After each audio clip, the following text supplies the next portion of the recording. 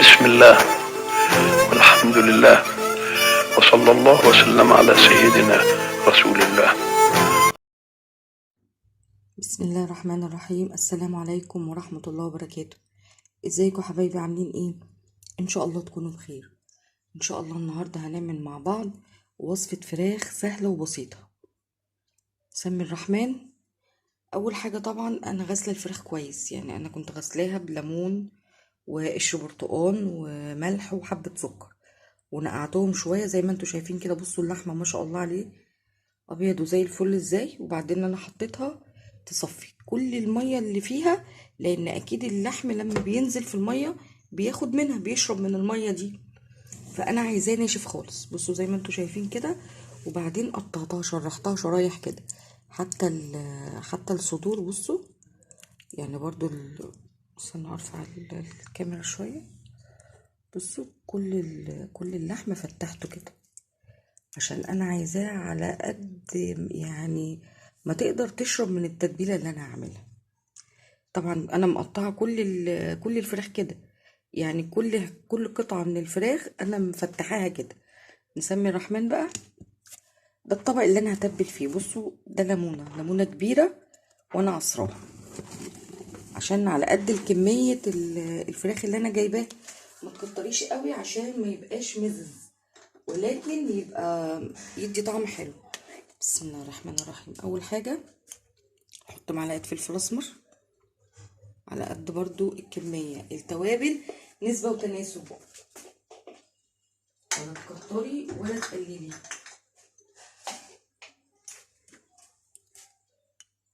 كزبره ناشفه،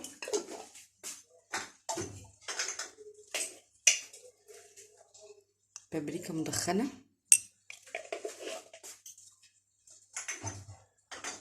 ما شاء الله لا قوه الا بالله. نحط كمان كاري. بصوا اللي انا قلت لكم غامق شويه، تحسوه كده ايه قريب من الكمون، بيدي طعم ولونه غامق. الكركم افتح شويه.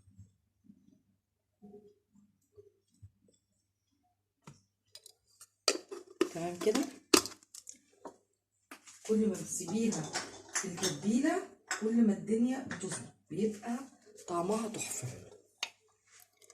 كمان بقى ايه، اللهم صل على النبي، ورق لورا وحبهان مطحون، سنه بسيطه كده هتظبط معاكي الاداء.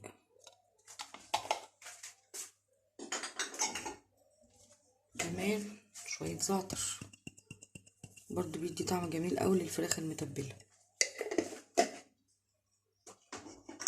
كده دي التوابل. عندي بقى في الخلاط ضربه طماطم وبصل، وطبعا حاطه معاهم معلقه ملح عشان البصل ما يعملش ريحه كده مش لطيفه.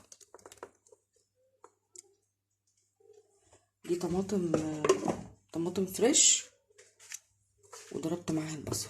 وايه كمان بقى، نقلب بس كده الاول، وبعدين نسمي الرحمن بقى ونحط كوبايه زبادي حلوه كده، تكون ايه برضو على قد الكميه.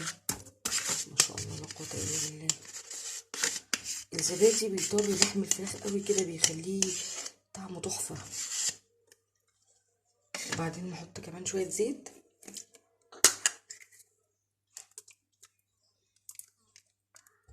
انا مش هتبل وهشيل من التتبيله، انا هسويها كده يعني منها فيها. نعمل بقى كل الميكس ده، نجيب المضرب افضل. بسم الله الرحمن الرحيم. عشان نقلب التكتلات بتاعت الزبادي.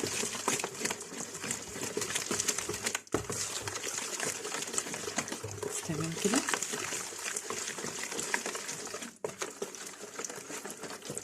بصي كده ما شاء الله جميله ازاي.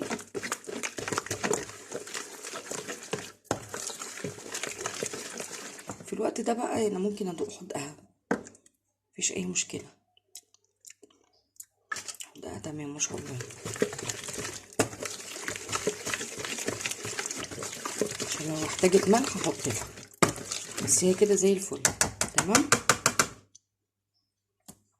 كده انا قلبتها كويس. بسم الله الرحمن بصي بقى، جيبي الفراخ قطعة قطعة كده كده، بصي كده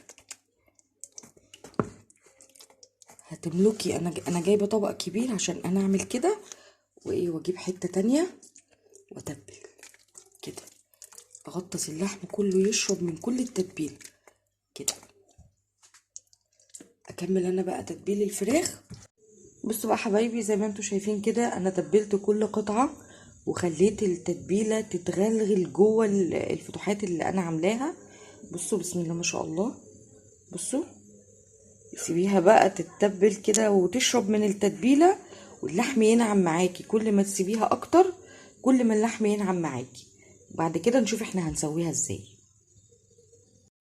بصوا حبايبي بقى، زي ما انتوا شايفين كده انا رصيت الفراخ كلها في الصينيه وولعت الفرن. رصيها وظبطيها وحطي كل التوابل اللي كانت في الطبق زي ما انتي شايفه كده. وقبل ما هتدخلها الفرن انا هغطيها، مش هسيبها مكشوفه كده عشان كل السوائل دي ما تتبخرش وبعدين الفراخ تنشف. لا، انا هغطيها واروح مدخلها الفرن وهنتابع التسويه مع بعض. ما تنسيش تحطي لايك وكملي معايا الفيديو للاخر. بصوا حبايبي ما شاء الله عليها، اللهم صل على النبي. ريحتها ما شاء الله، يعني ريحتها بتتكلم عن طعمها اصلا قبل ما ندوقها. بصوا بقى حبايبي، خلاص احنا ظبطنا صينيه الفراخ تمام وزي الفل. هنعمل جنبها ايه بقى؟ هنعمل جنبها رز بسمتي، بس هنديله طعم. يعني انا عملت له بصلايه رفيعه كده زي ما انتم شايفين. ماشي، ونبتدي بقى نحط التوابل. بسم الله الرحمن الرحيم. نقي ورقتين لورا كده، ايه ان انتي تعرفي تطلعيهم بعد كده، يعني ما يبانوا معاكي. ماشي، نحط لورا، نحط كركم وكاري بالاساسي عشان اللون، نعزز اللون والطعم يبقى قريبين قوي من الفراخ. تمام. وبعدين نحط كمان، بس مش هنحط المكعب دلوقتي. ما شاء الله لا قوة الا بالله.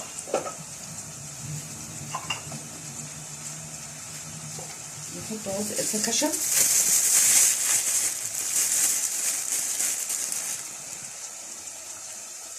اهو. كل الكلام ده بقى هيتحمر مع السمنه مع البصل، هيدي طعم حلو قوي للرز. ماشي، التوابل هتتحمص او يعني تاخد زي تحميره كده، والبصله كمان تدبل عشان ما تبقاش بتقرش كده واحنا بناكل الرز.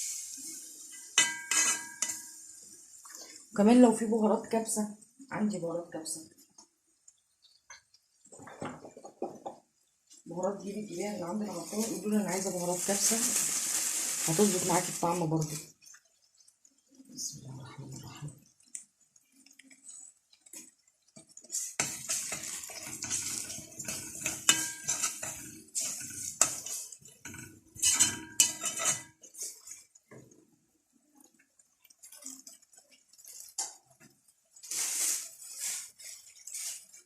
البصله بقى تتبل وبعدين نبقى ايه نكمل بقى بتسويه الرز، بس لما تتبل بس شويه. تعالوا نبص على صينيه الفراخ عبال البصله ما تتبل. بصوا بقى حبايبي، زي ما انتم شايفين كده البصله خلاص يعني ابتدت ان هي دبلت خالص اهي. انا بقى مش عايزاها تاخد لون عشان ما تبقاش متقليه. وحطيت الماجي، حطيت المكعب الماجي عشان يفك يدوب يعني مع السمنه. بسم الله الرحمن الرحيم. نحط حبه ميه صغيرين الاول وبعد كده لما نحط الرز نبقى نزود الميه براحتنا. الرز البسمتي بياخد ضعف ميه. هتعملي كوبايه حطي لها كوبايتين ميه، هتعملي 2 يبقى 4 ميه وهكذا. تمام. بصوا حبايبي، زي ما انتم شايفين كده خلاص انا سقيت الرز وما شاء الله عليه. نسيبه بقى يغلي واول ما يغلي نوطي عليه.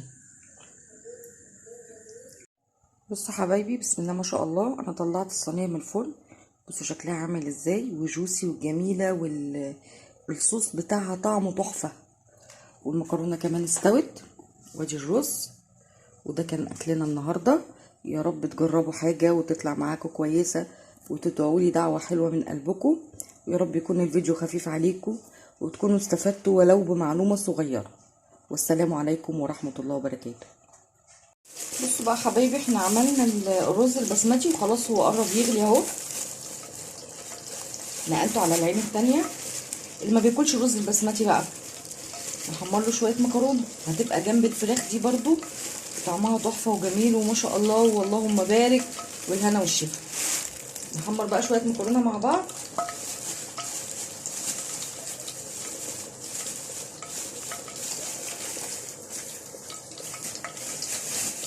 اللحمه بتاعتي فكت خالص اهي. بسم الله الرحمن.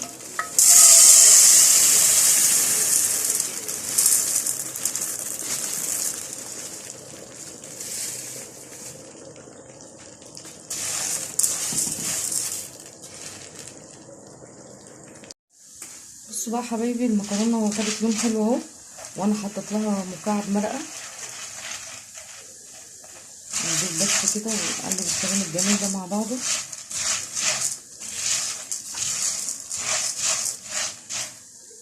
نجيب بقى الميه، لو عندك شوربه تمام زي الفل. بسم الله.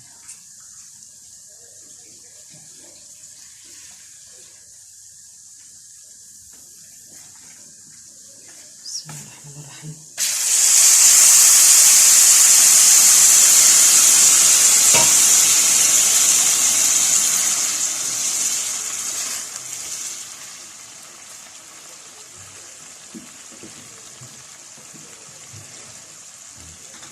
كده هتحتاج كمان كوبايه ميه، بس نحط لها بقى شويه فلفل وحبه ملح صغيرين.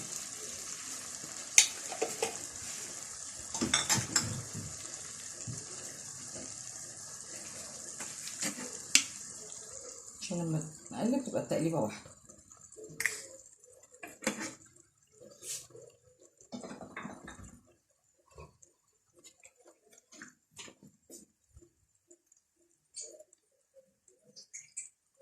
نجيب شويه ميه كمان. بسم الله الرحمن الرحيم، عشان تستوي بقى. والفراخ بتاعتنا استوت، وشلت الغطا من عليها عشان تبتدي بقى تاخد لون.